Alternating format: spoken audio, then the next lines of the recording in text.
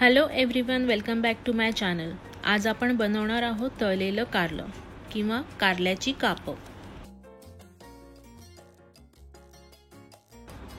त्यासाठी इथे मी 3 मीडियम साईजची कारली घेतली आहेत। ही कारली आता आपण त्याची देठं कापून मध्ये 2 तुकडे करून घेणार आहोत। कारल्यांचा कडूपणा घालवण्यासाठी आपण ती प्रथम उकडून घ्यायची आहेत, कोकम आणि मीठ टाकून। त्यासाठी इथे मी एका पातेलीमध्ये पाणी घेतलं आहे। कारली मावतील एवढंच पाणी घ्यायचं आहे। त्याच्यात 3-4 कोकमं घालायची आहेत आणि 1 छोटा चमचा मीठ टाकायचं आहे।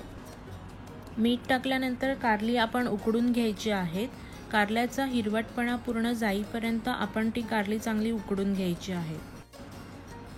हा बघा, अशा प्रकारे कारल्यांचा रंग आला पाहिजे। आता आपण ती एका बोलमध्ये काढून घेऊया, ज्यात मी पाणी घेतलं आहे।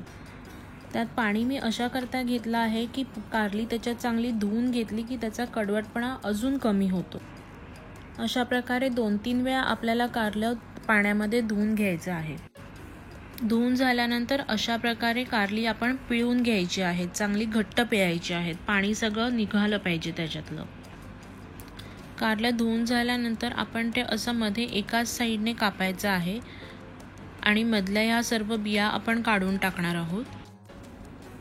अशा प्रकारे मी सर्व तुकड्यांमधल्या बिया काढून घेतल्या आहेत आणि एका ताटात ठेवल्या आहेत।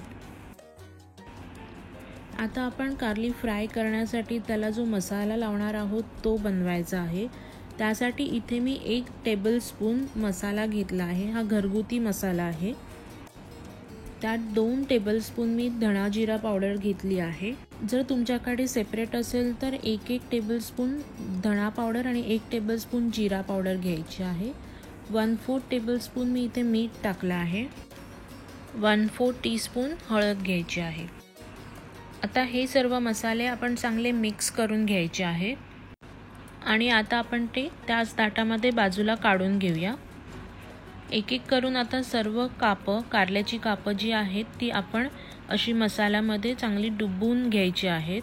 चांगला मसाला दाबून दाबून त्याला लावायचा आहे। मसाला सर्व लावून झाल्यानंतर आपण एका पॅनमध्ये तेल गरम करायचं आहे आणि त्यामध्ये चांगली खरपूस दोन्ही बाजूने आपण ते तळून घ्यायचे आहेत।